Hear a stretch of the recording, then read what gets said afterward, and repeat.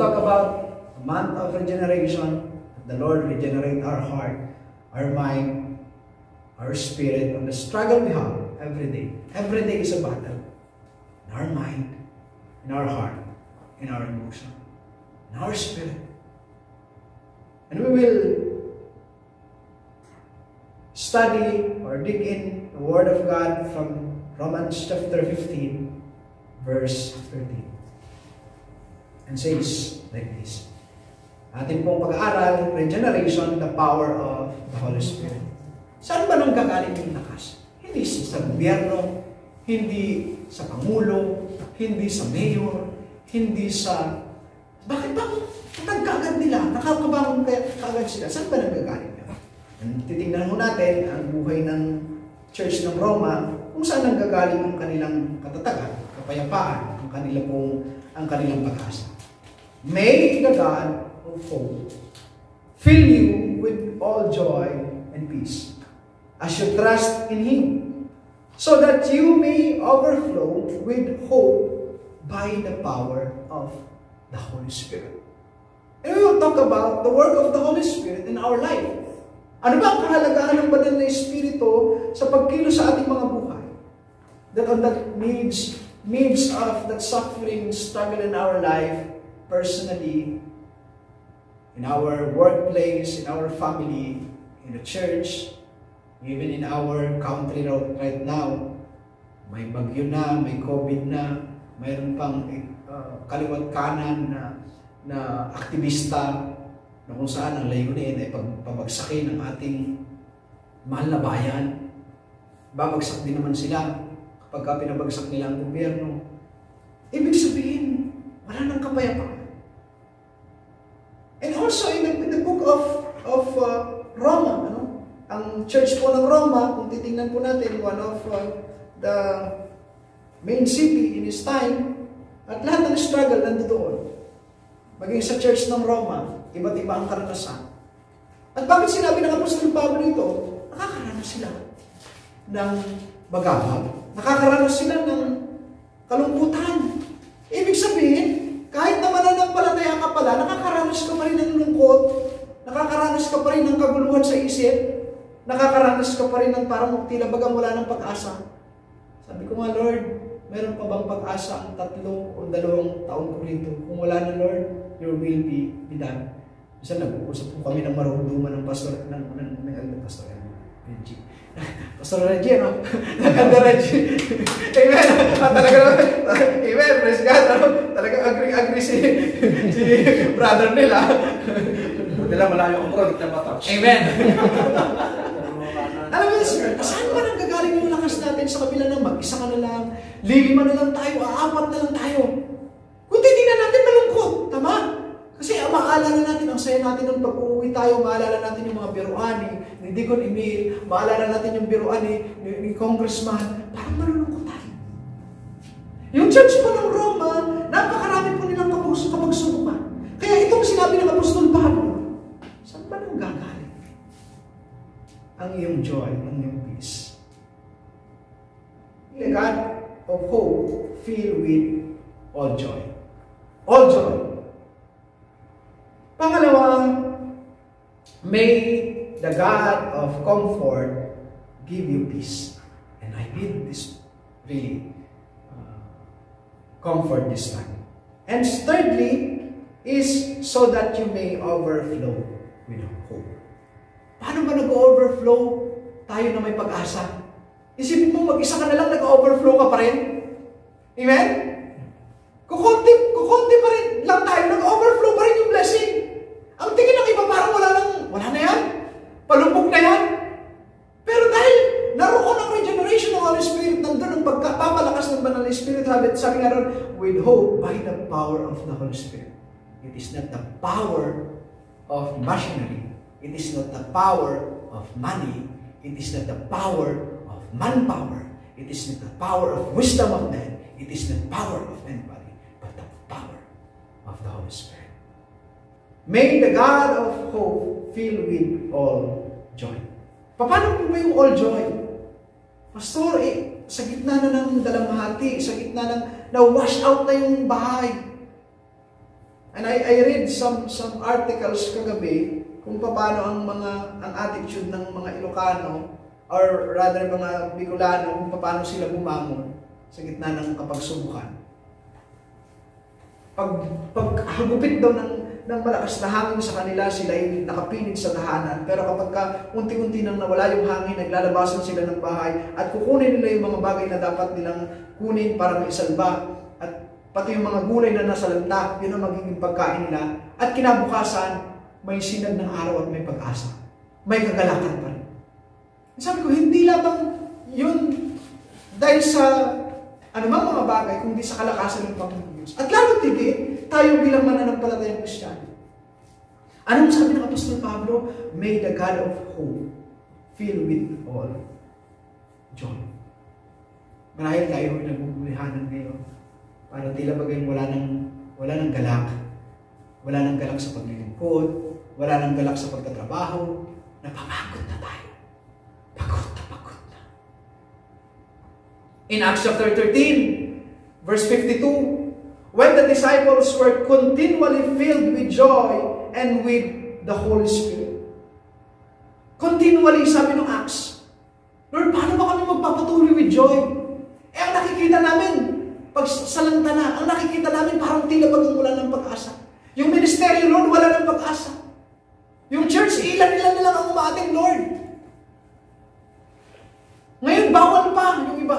Lord, para bagang tila wala ng pag-asa, wala na kaming mahugutan ng kagalakan. Para bagang tila puro na ng kalungkutan.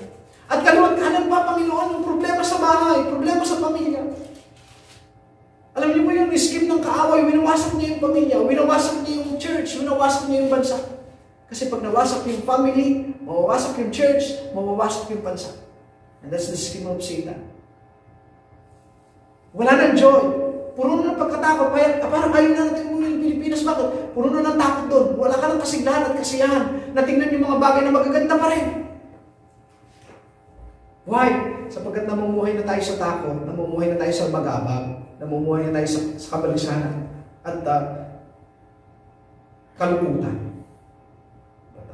Apostle Paul told to Romans, the God of hope, fill you with joy. Continually. Amen? 1 Peter chapter 4, verse 13 to 14. But the degree that you share the suffering of Christ, keep on rejoicing, so that all, at the revelation of His glory, you may rejoice with exultation. If you are reviled for the name of Christ, you are blessed, because the Spirit of glory and the God rest on you. Tingnan mo natin yung mga clue words, at gusto ko pong makita yung clue words na ipakita ko sa inyo, yung sinasabi nito, keep on rejoicing. Bagamat sabi nito, continually, restore, and sabi nito, keeping, and then, on the keeping of your joy, on the keeping of your gladness, you're keeping your gladness to who? You're keeping your gladness not to anything on this world, but you're keeping on gladness in Christ Jesus. If your gladness is in Christ Jesus, mayroon na nawala, masaya ka pa rin.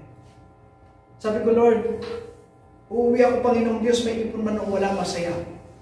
Because my gladness is in you. Pero kapag ang gladness natin, may 1 million ako. Pag uwi mo ng Pilipinas, yung 1 million mo, isang pitik lang na wala. Then, malungkot ka ulit. Why? Because your gladness is in finances. Because your gladness is nakabuo ko yung bahay. Biglang dumaan yung napakalakas na bagyo. Tumawag. Yung bahay ko rito, ito magilid ho. Di nawala yung gladness. Bakit? Ang gladness nakasalalay sa mga bagay sa mundong ito eh. Kaya nga yung share ho ni Brother Jay kagabi, sabi ganun, yung mga naipundar natin sa mundong ito, wag yung mga naipundar natin sa mundong itong magbibigay sa atin ng kasiyahan, ng pundasyon, kundi ang salita ng ating Panginoong Jesucristo. Amen? The second point is He said, may the God of comfort give you peace. If or as you trust in Him. Yung verse ng ating pinagbubulay-bulayan, yung konteksto nito sa church ng Roma, ay nagpapalakas din sa kanila sapagkat ang church ng Roma ay puno din ng hilahil. At isa sa mga hilahil, na kung saan sa loob ng church ay meron kapag subukan. Ngunit ito ang encouragement ng Apostol Pablo. May God comfort. May the God of comfort give you peace. Ang Diyos nawa ng kalinga ang magbigay sa atin ng kapayapaan. Ang Diyos nawa ng pag-asa ang magbibigay sa atin ng kaligayahan. Ang Diyos nawa ng puno ng kalinga ang magbibigay sa atin ng kapayapaan sa isip. Alam mo, ano ang kaguluhan ng isang OFW? Sa kanyang isip. Ano ang gumugulo sa kanya? Una, ang kanyang pangarap kung paano niya matutupad. Pangalawa, yung pagsubok at problema sa Pilipinas na ibinabato sa kanya. Akala na sa Pilipinas siya ay superhero. Akala sa Pilipinas na lahat ng problema na i-message natin sa chat nila, sa atin ang sagot.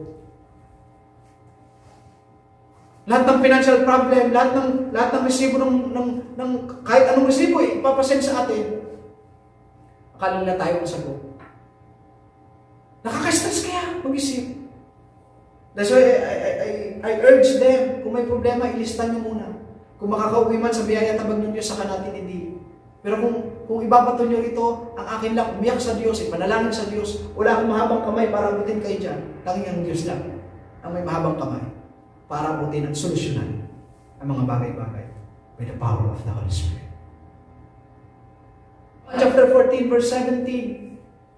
For the kingdom of God is not a matter of eating and drinking, but the righteousness and peace and joy in the Holy Spirit. Wow. This is really a verse that comforts me.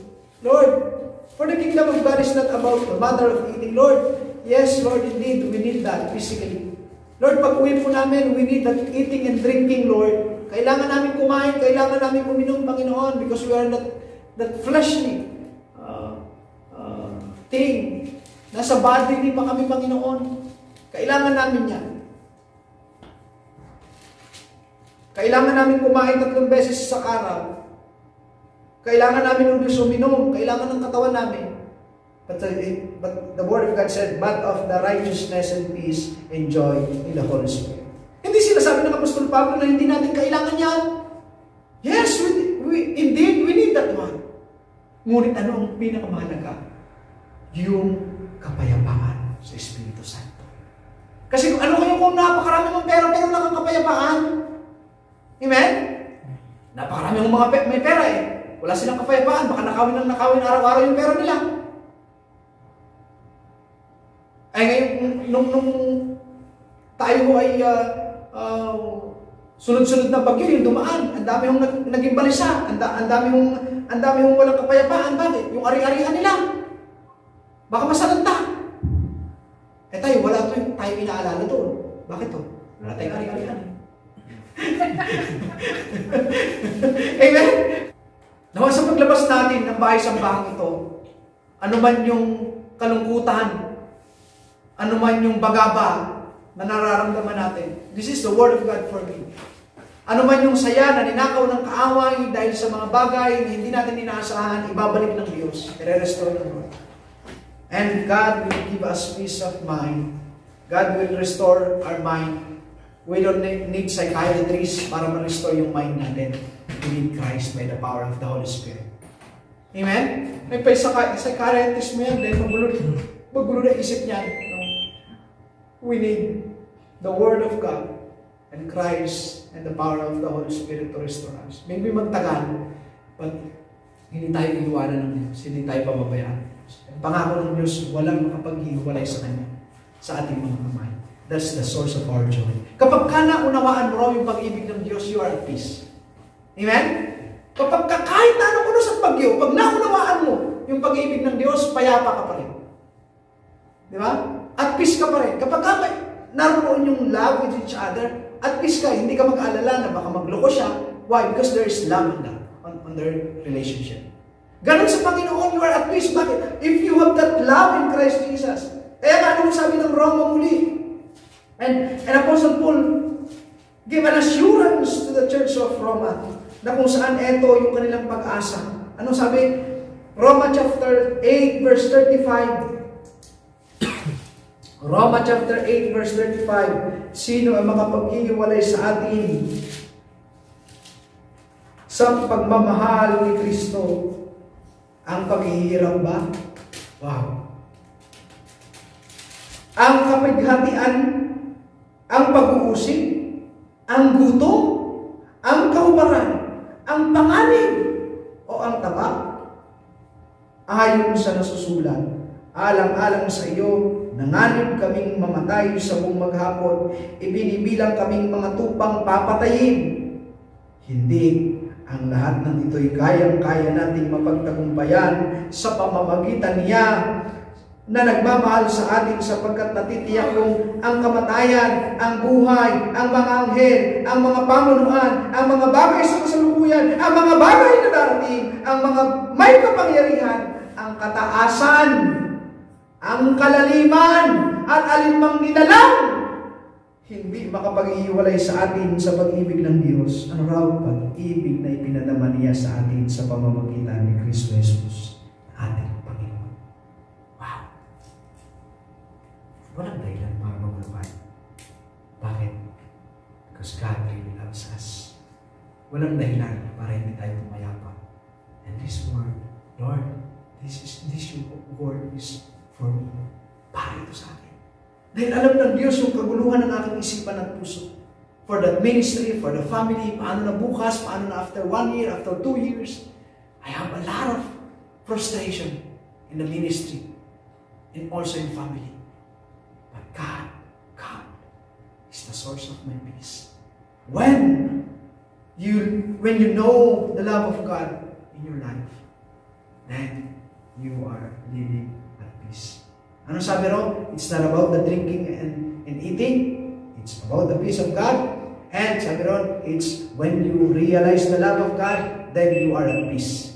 Amen? When you realize the love of God is fixed. The love of God is founded or rooted. You are at peace. Amen po ba? Kapag alam nyo nagmamahalan kayo, you are at peace. And John chapter 16 verse 33, for I have said these things to you, that in me you have peace. In the world you will have tribulation, but take heart, I have overcome the world. Amen? Wow! Sabi ka nun, basahin natin sa Tagalog para mas makita ho natin. John chapter 16, John chapter 16 verse 33. Ano sabi ng John chapter 16 verse 33? Sinasabi ko ito sa inyo upang kayo magkaroon ng kapayapaan sa pakikipag-isa sa akin. Mayroon kayong kapighatian dito sa sanlibutan. Ano raw? Mayroong kapighatian. Hindi pinangako ng Panginoong Jesus na nung tayo ay sumampalataya at maging mananampalataya niya. Wala nang kapighatian. Wala nang kapalisahan. Wala nang pagkadapa. Ikaw ay perfecto na, no? Mayroong kapighatian. Ngunit ang sabi niya rito, ngunit lakasan ninyo ang inyong loob. Napagtagumpayan ko na ang sanlibutan. Amen? Ngunit lakasan ninyo ang inyong loob. Ngunit lakasan ninyo ang inyong loob. Sabi, napagtagumpayan na ng Panginoon ang sanlibutan. Napagtagumpayan ng Diyos sa pamamagitan ng ating Panginoon sa Kristo anumang kapighatian sa mundo. Daraan po tayo in our journey, in our faith in Christ Jesus sa kapighatian. Ngunit ang Diyos sa pamamagitan ng kapangyarihan ng Banal na Espiritu ang magbibigay sa atin ng kapayapaan. John chapter 14 verse 27, peace I leave with you, my peace I give to you. Not as the world gives, do I give to you. Let not your heart be troubled, neither let them be afraid. Basahin ko sa Tagalog para manamnam natin yung sinasabi ng Tagalog. John chapter 14, verse 27. Ang sabi po ay ganito. Kapayapaan ang iniiwan ko sa inyo, ang aking kapayapaan ang ibinibigay ko sa inyo. Hindi ito katulad ng ibinibigay ng sanlibutan. Huwag kayong mabalisa, huwag kayong matakot. Sinasabi ko sa inyo, ako'y aalis, ngunit babalik ako upang kung iniibig ninyo ako, ikagagalak ninyo ang pagpunta ko sa Ama, sapagkat dakila ang Ama kaysa sa akin. Anong gusto sabihin ng Panginoon Jesus? Ng kapayapaan ay sa Kanya. In Jesus Christ, we have peace of mind. Even though there's a lot of troubles, let not your heart be troubled, neither let them be afraid. Napakarami mong marahil takot ngayon. I don't know ano yung mga takot mo. Takot. Kung isa-isa, sa dami namin kwentuhan ni Reggie, marahil na isa-isa niya na yung mga takot ko sa inaharap. Sa bisyon, sa pamilya. Ngunit, sabi ng salita ng Diyos, huwag kayo matakot. Let not your heart be troubled, neither let them be afraid. Ano mang mga pagkatakot natin, mga kapatid, bumuhay tayo na may kapayapaan. Sa kabila ng mundo natin ay puno ng kaguluhan. Sabi nga ng Panginoon, hindi ito mabibigay ng mundo. Ang makapagbibigay lamang ito ay ang ating Panginoon, Yesu Cristo. Napakagulo na ng mundo. Ngunit may kapayapaan kay Kristo. Marahil ang mundo mo ay magulo na, ngunit may kapayapaan sa Panginoon Yesu Cristo. Right now, I don't know kung ano ang buhay mo, ngunit may kapayapaan sa Panginoong Yesu Cristo. And lastly, so that you may overflow with hope. Umapaw kayo ng pag-asa. Sa gitna ng kalamidad, sa gitna ng pandemya, mayroon pa rin kapayapaan at kagalakan. Sa gitna ng kalamidad sa pamilya, sa gitna ng problema at pagsubok sa pamilya, mayroon pa rin kagalakan, mayroon pa rin kapayapaan na nag-overflow. Wow! Kapag ang kagalakan mo nag-overflow, aapaw, mayroong dadaan ng mabibless. Amen? Kasi nag-overflow ka na. Ibig sabihin, pag nag-overflow ka na ng joy and peace, nagiging channel ka na ng blessing sa iba. And hopes that not put us to shame. Because God's loves us have been poured out into our hearts through the Holy Spirit who has been given to us. Romans chapter 5, verse 5. Ano sabi? And hope at yung pag-asa ngayon, hindi nagpupunsod sa atin na mapahiya. Kundi, dahil sa pag-ibig ng ating Panginoon Kristo na ibinuhos sa ating mga puso sa pamamagitan ng Banal na Espiritu Santo na ibinigay sa atin. Nag-overflow yung kagalakan. Sa kabila ng kaguluhan sa isipan, may overflowing pa rin. Lord, may pag-asa pa rin sa iyo, Panginoon. May solusyon ka, O Diyos, sa gitna ng kapagsubukan. Lord, nag-overflow pa rin, Panginoon. Nag-overflow pa rin. Mag-overflow pa rin ang iyong spiritualidad. Mag-overflow pa rin. Sapagkat hindi pundasyon ni numan. Lord, bagamat may pag-alala ng tao, because somehow your foundation maybe is financial, somehow your foundation maybe is material thing, somehow your foundation maybe is things on this earth. But when our foundation is Christ Jesus, there is joy, there is peace, overflowing hope in Christ Jesus. Nag-uumapaw na pag-asa sa Panginoon. May pag-asa sa Panginoon Yesu Cristo. May pag-asa ang ministeryo. May pag-asa ang trabaho. May pag-asa ang pamilya. May pag-asa ang church. May pag-asa sa Panginoon Yesu Cristo. Lagi may pag-asa sa ating Panginoon Yesu Cristo. At mag-overflow. Romans chapter 15, verse 13, may the God of hope fill you with joy and hope and peace in believing, so that the power of the Holy Spirit you may abound in hope. Romans chapter 15, verse 13, may the God of hope fill you with all joy and peace in believing, so that may the power of the Holy Spirit you may abound in hope. On that believing, on that believing that Christ is our source of hope, naniniwala po ba tayo na si Jesus ang source of hope natin? Yes, indeed. You must believe that Jesus is the source of joy and peace and hope in our life here on earth. Kasi kapag ang kagalakan, ang kapayapaan, at ang pag-asa natin nakasalalay sa mundong ito, then tayo ay mapanghihinaan ng kalooban. Romans chapter 5 verse 1, through Him, we have been also obtained access by faith into His grace, in which we stand and we rejoice in hope of the glory of God. There is a power of the Holy Spirit in us. And John chapter 14 verse 16, and I will ask the Father, and He will give you another advocate to help you and be with you forever, the Holy Spirit. But the advocate, the Holy Spirit, whom the Father I will send in my name, will teach you all things, will remind you everything I have said to you. In that application and conclusion, the Holy Spirit give us joy and courage despite of hopelessness, despite of loneliness. God is our joy. Despite of the troubles of our heart and our mind, God is the source of our peace in Christ Jesus alone. A simple message in us today, pero minsan, hindi natin magawang maging masaya sa gitna ng pagsubok. Ay, narinig ko na yung sermon na yan. A simple message of hope and joy and peace, pero minsan, hindi tayo nagiging mapayapa. Hindi tayo nagiging masaya. Kapag ang kasiyahan natin ay sa buhay, sa mundo ito. Marahil magkulang tayo kapatid sa buhay na ito.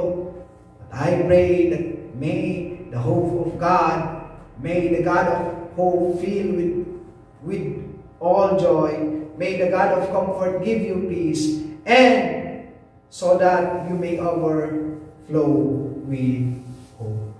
In Christ Jesus, by the power of the Holy Spirit.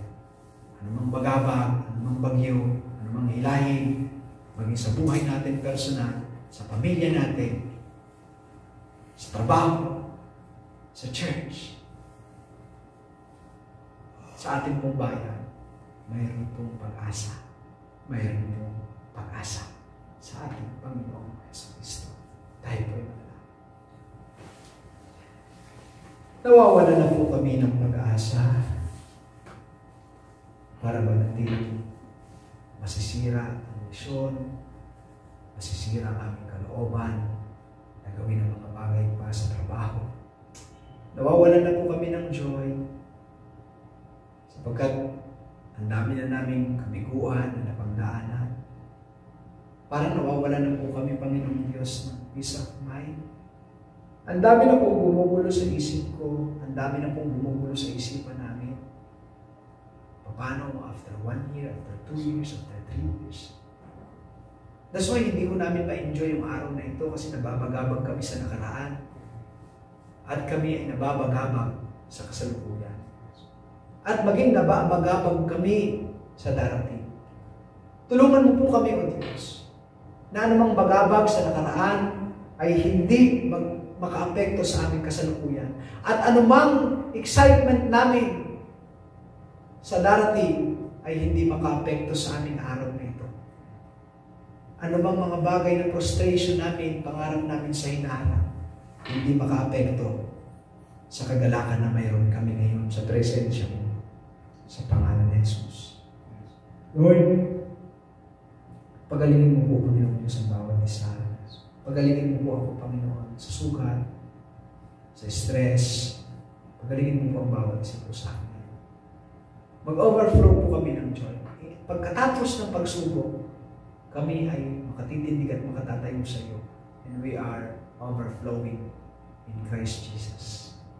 Kami ay aapaw sa kagalakan, kami ay aapaw sa kapayapaan, kami ay aapaw sa pag-asa na mula po sa iyo. Sapagkat may pag-asa po sa iyo sa pamamagitan ng Banal na Espiritu. Thank you for your love and mercy. At yun po ang pinanghahawakan ko, Panginoon. Yung iyo pong hindi nagmamahaling ng pag-ibig. Salamat po, Diyos. Ikaw po ang nakakaalam ng hinaharap, ikaw ang nakakaalam ng future namin. Sa iyo po namin ipagkakatiwala ang lahat ng bagay. Hindi sa aming kakayanan, hindi sa aming talino, hindi sa aming bank account, hindi sa aming ipon, hindi sa iyo. Sapagkat ang lahat ng yan, sa isang igla, pwedeng mawala. Ngunit, sa panahon ng kami maging isa, ang aming pag-asa ay ikaw. Ang aming pag-asa ay ikaw, Panginoong Jesus. In Jesus' mighty name, the Son of the living God. In Jesus Christ's name. You are the source of peace. By the power of the Holy Spirit, and to God the Father, be the glory in Jesus' name. Salamat po, Diyos, sa araw na ito, anumang kagulumihanan, anumang kalungkutan, anumang struggles na mayroon po kami, palitan mo po ito ng kapayapaan, ng pagpapatuloy, ng restoration, at ikip mo po ito sa amin, Panginoon. Hindi po namin kayang ikip ito, sapagkat alam namin sa araw ng bukas, marami na namang kapagsubukan na pwedeng makapanghina, makapanglumo sa amin. Lord, you are the source of peace. You are my source of peace, O God. Lord, alam mo po yung laman ng isip ko, laman ng puso ko. Tila bagang nawawalan ng pag-asa ang bawat isa sa sitwasyon na ito. Ngunit ikaw, sa bawat pag-ibig namin, sa bawat pagbulong namin, O Diyos, ng panalangin, sa bawat pagsigaw namin sa panalangin, sa bawat pananalangin marundog sa iyo, dinidinig mo ang aming pong panalangin, hindi ayon sa kung sino ikuman kami, kundi ayon sa habag at biyaya mo sa pamamagitan ng aming Panginoon sa Kristo. Cleanse my heart, O God. Restore unto me the joy of your salvation. At maging sa paglilingkod sa iyo, no matter what, Lord. Pagpalain mo po ang Diyos, ang diaspora family, ang mga kapatid na wala po rito, panauliin mo na ba, Panginoon, ang kasiglahan ng pagsamba, ang kagalakan ng pagsamba, ng paglilingkod sa iyo, ang kapayapaan, Panginoon Diyos, sa gitna ng kaguluhan sa isipan nila, bagay ang diaspora mission ng fellowship program, Panginoong Diyos, bagay ang Nambu Church, O Diyos, pagpalain mo po ito, Panginoon, mga kababayan po namin na nandito sa Korea, O Diyos, na wala mong matakbuhan, Lord, continue to give them shelter, Panginoong Diyos, at maging shelter ito sa kanila, Panginoon, upang sila ay makater ng ipong mapagpalang kamay, Panginoong Diyos. And also, ang church planting sa Pilipinas, your will be done, Panginoon. It is not our will, but your will. On the church planting, on the mission, ang Adelina Church, ang Pacific Main Church, ang Ciudad Church, Panginoon, ang Naik Church Planting, ang Pacific Main Church, it's all your hands, O God. At maging ang ministeryo po rito, pinagagawa mo po sa amin. Lord, we pray for that company visitation and company evangelism. Nawa magpadala ka nawa, Panginoong Diyos, ng Korean missionaries ng tututo po na kasama po namin. Nang sa gayon, Panginoong Diyos, mapalago mo po ang iyong church. Sabi mo po sa iyong salita, ikaw ang nagdadagdag ng iyong mga iniligtas. Salamat po sa buhay ng aming Ana Reggie. Palayan at gabayan mo po siya. Ang aming pong Deacon Ariel, Deacon Emil, Deacon Joboy, Deacon Johnson, Deacon Mark, Deacon Leo. Pagpalain po ang Sister Mary sa kanyang pong buhay sa iyo. Talento, Panginoon, ay patuloy at is na may alay sa iyo. Aming pong Brother Aldrin, salamat, Panginoon, sa foundation sa iyo. Thank you, Lord God, for that solidarity and truth na kahit na namang i-offer ng mundong ito, sa iyo po siya, Panginoon. Sapagkat ikaw ay tumawag sa kanya. Thank you, Lord God, sa life ng aming Brother Neil.